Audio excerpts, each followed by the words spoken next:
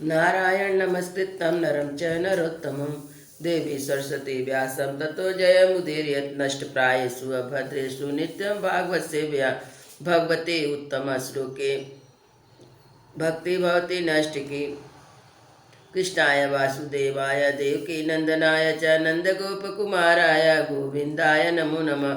मूकं करोति वाचालं पङ्गुलङ्घ्यते गिरिं यत्कृपातमं वन्दे परमानन्दं माधवं श्रीचैतन्येश्वरं श्रीगुरुदीनतारिणम्।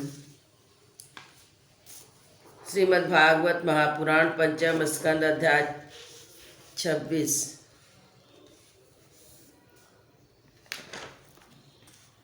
नरकों की विभिन्न गतियों का वर्णन।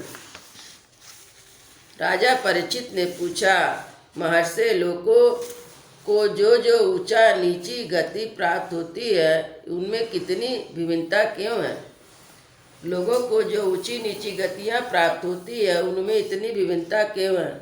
सुखदेव जी ने कहा, राजन, कर्म करने वाले पुरुष सात्विक, राजस, तामस तीनों प्रकार के होते हैं तथा उनकी श्रद्धाओं में भेद होता है। इस प्रकार स्वभाव और श्रद्धा के भेद से उनके कर्मों की गतियां भी भिन्न भिन्न होती है। निम्नाधिक रूप में ये सभी गतियां सभी कर्ताओं को प्राप्त होती हैं। इस प्रकार निषेध कर्म रूपी पाप करने वाले भी उनकी श्रद्धा की असमानता के कारण समान फल नहीं मिलता। अतः अनादित अविद्या वशीभूत होकर कामनापूर्वक किए हुए उन निषिद्ध कर्मों के परिणाम में जो हजारों तरह की नार की गतियां होती है उनका विस्तार से वर्णन करेंगे। राजा परीक्षित ने पूछा, भगवान, आप जिनका वर्णन करना चाहते हैं वे नरक इसी पृथ्वी के कोई देश विदेश है अथवा त्रिलोकी के बाहर या इसी के भीतर किस जगह पे है? सुखदेव जी ने कहा, राजन, यह त्रिलोकी के भीतर ही है। यहाँ दक्षिण की ओर पृथ्वी से नीचे जल के ऊपर स्थित है। इस दिशा में अग्निस्वात आदि पित्तगण रहते हैं। वे अत्यंत एकाग्रता पूर्वक अपने वंशधरों के लिए मंगल कामना किया करते हैं। उस नरक लोक में सूर्य के पुत्र पितुराज भगवान यम अपने सेवकों के सहित रहते हैं। भगवान की आज्ञा का उल्लंघन न करते हुए अपने दूतों द्वारा लाए हुए मृत प्राणियों को उनके दुष्कर्मों के अनुसार पाप का फल दंड देते हैं। परीक्षित, कोई लोग नरकों की संख्या 21 बताते हैं। अब हम नाम, रूप और लक्षणों के अनुसार उनका क्रमशः वर्णन करते हैं। उनके नामे हैं ताम मिश्र, अंधत मिश्र, रौरव, महारौरव, कुंभीपाक, कालसूत्र, असिपत्रवन, सुकरमुख, अंधकूप, कृमि भोजन, संदंस, तप्त सुरमी, ब्रजकंटक, शाल्यमली, बैतरणी, पुयोद, प्राणरोध, विशसन, ललाभच, सारमेयदन, अविची और आयपान। इसके सिवा क्षार, कर्दप और अक्षोगण भोजन, शूलप्रोत, दन सुख, अवटन निरोधक, पर्यावर्तन और सूचिमुख के साथ मिलकर कुल 28 नरक तरह तरह की यातनाओं को भोगने के लिए स्थान है। जो पुरुष दूसरों के धन, संतान अथवा स्त्रियों का हरण करता है उसे अत्यंत भयानक यमदूत काल पास में बांधकर बलात् तामनिश नगर में गिरा देते हैं। उस अंधकार में नरक में उसे अन्न जल ना देना, डंडे लगाना, भय दिखलाना आदि अनेक प्रकार के उपायों से पीड़ित किया जाता है। इससे अत्यंत दुखी होकर एकाएक मूर्छित हो जाता है। इस प्रकार जो पुरुष किसी दूसरों को धोखा देकर उसकी स्त्री आदि को भोगता है वह अंधमृत नरक में पड़ता है। वहाँ की यातनाओं में पड़कर वह जड़ से कटे हुए वृक्ष के समान वेदना के मारे सारी शुद्ध बुद्ध को बैठता है और उसे कुछ भी नहीं सूझता। इसी से इस नरक को अंधतामिश्र कहते हैं। जो पुरुष इस लोक में यह शरीर ही मैं हूँ और ये स्त्री आदि धन मेरे हैं, ऐसी बुद्धि से दूसरों प्राणियों से दो करके निरंतर अपने कुटुंब के ही पालन पोषण में लगा रहता है, वह अपना शरीर छोड़ने पर अपने पाप के कारण स्वयं ही रौरव नरक में गिरता है। इस श्लोक में जिसने जिन जीवों को जिस प्रकार कष्ट पहुँचाया है, परलोक में यम यातना का समय आने पर वे जीव रू होकर उसे उसी प्रकार कष्ट पहुँचाते हैं। इसलिए इस नरक का नाम रौरव है। रूरू सर्व से भी अधिक क्रूर स्वभाव वाले एक जीव का नाम है। ऐसे ही महारहरो नरक है। इसमें वह व्यक्ति जाता है जो भी किसी की परवाह न कर केवल अपना ही शरीर का पालन पोषण करता है। वह कच्चा मांस खाने वाले रूरू इस मांस के लोभ से काटते हैं। जो कुरु स्वभाव इस लोक में अपना पेट पालने के लिए जीवित पशु या पक्षियों को रांधता है, वह हृदयहीन राक्षसों से भी गए बीते पुरुषों को यमदूत कुंभी पाक नरक में ले जाकर खौलते हुए तेल में रांधते हैं। जो मनुष्य श्लोक में माता पिता ब्राह्मण और वेद से विरोध करता है, उसे यमदूत कालसूत्र नरक में ले जाते हैं। इसका घेरा 10,000 योजन है। इसकी भूमि तांबे की है। इसमें जो तपा हुआ मैदान है, इसके ऊपर सूर्य नीचे से अग्नि के दाह से जलता रहता है। वहाँ पहुँचाया हुआ पापी जीव भूख प्यास से व्याकुल हो जाता है और उसका शरीर बाहर भीतर से ही जलने लगता है। उसकी बेचैनी यहाँ तक बढ़ती है तो कभी बैठता, कभी लेटता, कभी छटपटाने लगता, कभी खड़ा होता, कभी इधर उधर दौड़ने लगता। इस प्रकार उस नर पशु के शरीर में जितने रोम होते उतने 1000 वर्ष तक उसकी दुर्गति होती रहती है। जो पुरुष किसी प्रकार की आपत्ति न आने पर भी अपने वैदिक मार्ग को छोड़कर अन्य पाखंड धर्मों का आश्रय लेता है, उसे यमदूत 80 पत्रवन नरक में ले जाते हैं और कोड़ों से पीटते हैं। जब मार के बचने के लिए इधर उधर भागने लगता है तब उसके सारे अंग तालवन के तलवार के समान पैने पत्तों से, जिसमें दोनों ओर धारें होती है, टूक टूक होने लगते हैं। तब अत्यंत वेदना से हाय मैं मरा इस प्रकार चिल्लाता हुआ पद पद पर मूर्छित होकर गिरने लगता है। अपने धर्म को छोड़कर पाखंड मार्ग में चलने से उसे इस प्रकार अपने कुकर्म का फल भोगना पड़ता है। इस लोक में जो पुरुष राजा या राज कर्मचारी होकर भी किसी निरापराध मनुष्य को दंड देता है अथवा ब्राह्मण को शरीर दंड देता है, महापापी मरकर सुकरमुख नरक में गिरता है। वहाँ जब महाबली यमदूत उसके अंगों को कुचलते हैं तो वह कोलू में पेरे हुए गन्नों के समान पीड़ित होकर जिस प्रकार इस लोक में उसके द्वारा सताए हुए निरपराध प्राणी रोते चिल्लाते थे, उसी प्रकार कभी आर्त स्वर से चिल्लाया कभी मूर्छित हो जाता है। जो पुरुष इस लोक में खटमल आदि जीवों की हिंसा करता है, उनसे द्रोह करने के कारण अंधकूप नरक में गिरता है, क्योंकि स्वयं भगवान ही से रक्त पान आदि उनकी वृत्ति बना दी। उसके कारण दूसरों को कष्ट पहुंचाने का ज्ञान भी नहीं है, किंतु मनुष्य की वृत्ति भगवान ने विविध निर्देश पूर्वक बनाई है, उसे दूसरों को कष्ट का ज्ञान भी है। वहाँ पशु, मेघ, पक्षी, सांप आदि रेंगने वाले जंतु, मच्छर, जू, खटमल, मक्खी आदि जीव जिनसे उसने द्रोह किया था, उसे सब ओर से काटते हैं। इससे उसकी निद्रा और शांति भंग हो जाती है। स्थान न मिलने पर भी उसके बेचैनी के कारण उस घोर अंधकार में इस प्रकार भटकता रहता है जैसे रोगग्रस्त शरीर में जीव छटपटाया करता है। जो मनुष्य श्लोक में बिना पंच महायज्ञ किए जो कुछ मिले उसे बिना किसी दूसरों को दिए स्वयं ही खा लेता है, उसे कौवे के समान कहा गया है। वह परलोक में कृमि भोजन नामक विस्तृत नरक में गिरता है। वहाँ 1,00,000 योजन लंबा चौड़ा एक कीड़ों का कुंड है, उसी में उसे कीड़ा बनकर रहना पड़ता है जब तक अपने पापों का प्रायश्चित न करने वाले उस पापी के बिना दिए और बिना हवन करके खाने के दोष का अच्छी तरह से शोधन नहीं हो जाता, तब तक उसी में बड़ा कष्ट भुगता रहता है। वहाँ कीड़े उसे नोचते हैं और वह कीड़ों को खाता है। राजन, इस लोक में जो व्यक्ति चोरी या बरजोरी से ब्राह्मण के अथवा आपत्ति का समय न होने पर भी किसी दूसरे पुरुष के सुवर्ण और रत्न आदि का हरण करता है, उसे मरने पर यमदूत सन10 नामक नरक में ले जाकर तपा हुए लोहे के गोलों से दागते हैं और सणसी से उसकी खाल नोचते हैं। इस लोक में यदि कोई पुरुष अगम स्त्री के साथ संभोग करता है अथवा कोई भी स्त्री अगम पुरुष से अभिविचार करती है तो यमदूत उसे तप्त सुरमी नामक नरक में ले जाकर कोड़ों से पीटते हैं तथा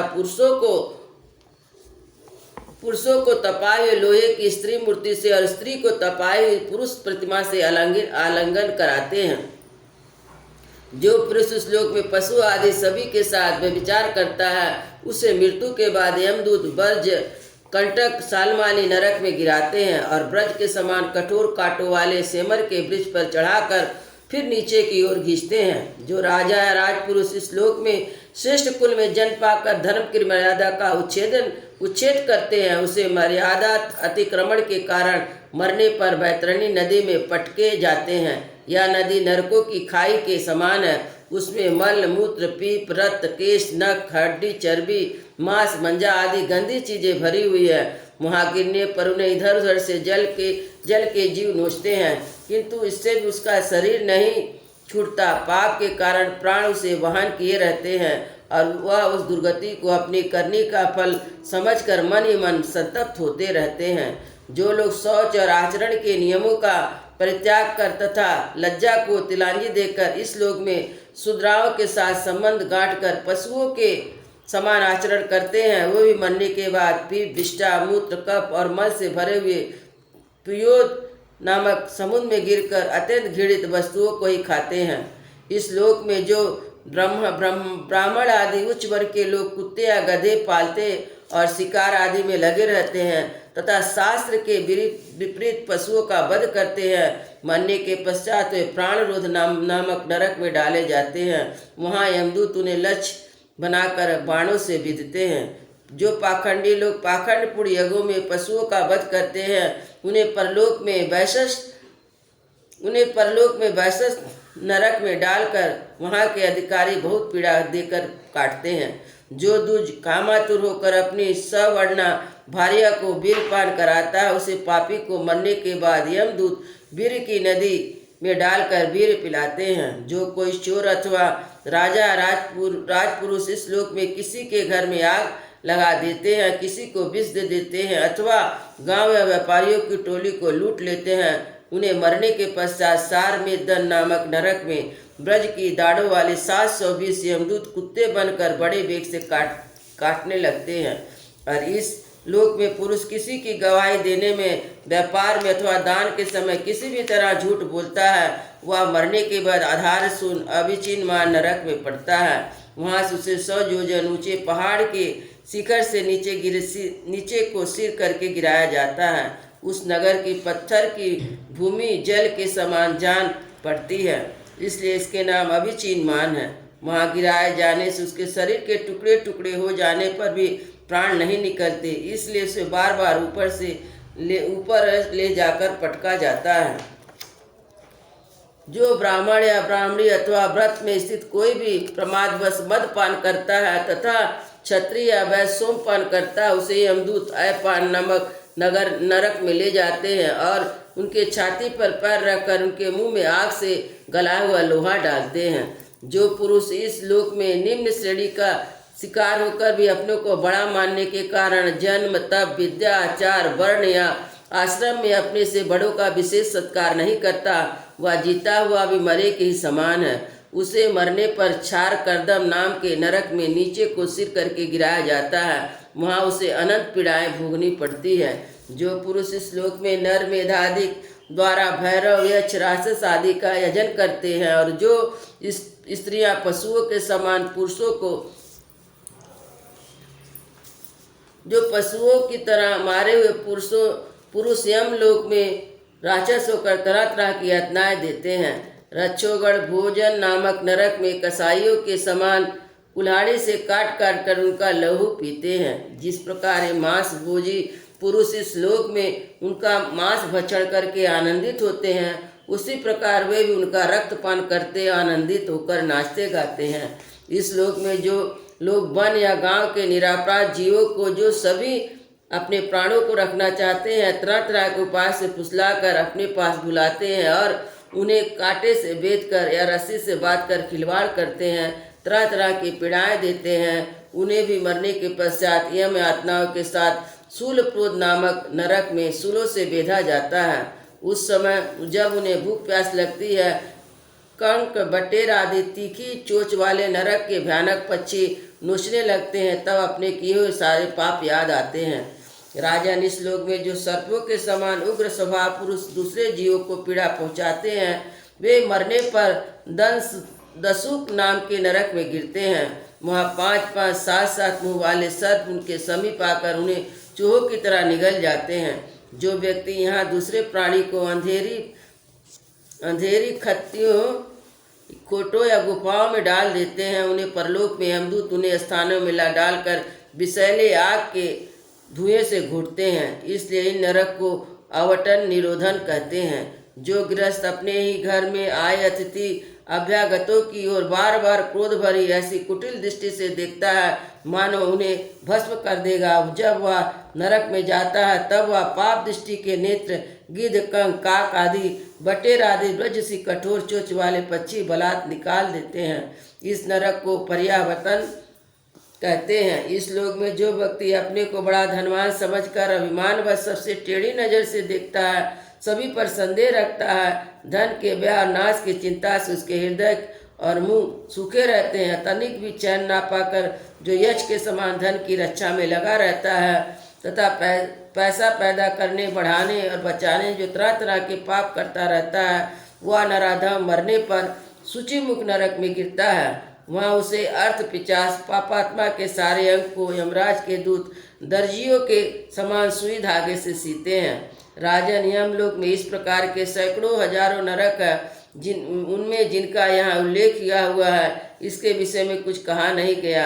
उन सभी में सब अधर्म प्राण जीव अपने कर्मों के अनुसार बारी बारी से जाते हैं। इस प्रकार धर्मात्मा पुरुष स्वर्ग आदि में जाते हैं, उसी प्रकार नरक और स्वर्ग के भोग से जब उनके अधिकांश पाप और पुण्य क्षीण हो जाते तब बाकी बचे हुए पुण्य पाप रूपी कर्मों को लेकर फिर इस लोक में जन्म लेके लौट आते हैं। इस धर्म अधर्म दोनों से विलक्षण में जो निवृत्ति मार्ग है उसका तो पहले द्वितीय अध्याय स्कंद में वर्णन हो चुका है। पुराणों में जिसका 14 भुवन के रूप में वर्णन किया गया है वो ब्रह्मांड कोश इतना है कि साक्षात परम पुरुष श्री नारायण का भी अपनी माया के गुणों से युक्त अत्यंत स्थूल स्वरूप है। इसका वर्णन मैंने तुम्हें सुना दिया है। परमात्मा भगवान के उपनिषद में वर्णित निर्गुण स्वरूप यद्यपि मन बुद्धि के पहुँच के बाहर है तो भी जो पुरुष इस स्थूल रूप का वर्णन आदर पूर्वक पढ़ता, सुनता या सुनाता है उसकी बुद्धि श्रद्धा और भक्ति के कारण शुद्ध हो जाती, वह उस सूक्ष्म रूप का भी अनुभव कर सकता है। यतु को चाहिए कि भगवान के स्थूल और सूक्ष्म दोनों प्रकार के रूपों का श्रवण करके पहले स्थूल रूप में चित्त को स्थिर करे, फिर धीरे धीरे वहाँ से हटाकर सूक्ष्म में लगा दे। परीक्षित, मैंने तुम्हें पृथ्वी, उसके अंतर्गत द्वीप, वर्ष, नदी, पर्वत, आकाश, समुद्र, पताल, दिशा, नरक, ज्योतिगण, लोकों की स्थिति का वर्णन किया है। यही भगवान का अति अद्भुत स्थूल रूप है जो समस्त जीव समुदाय का आश्रय है। वृंदावन बिहारी लाल की जय। जय श्री राम लला।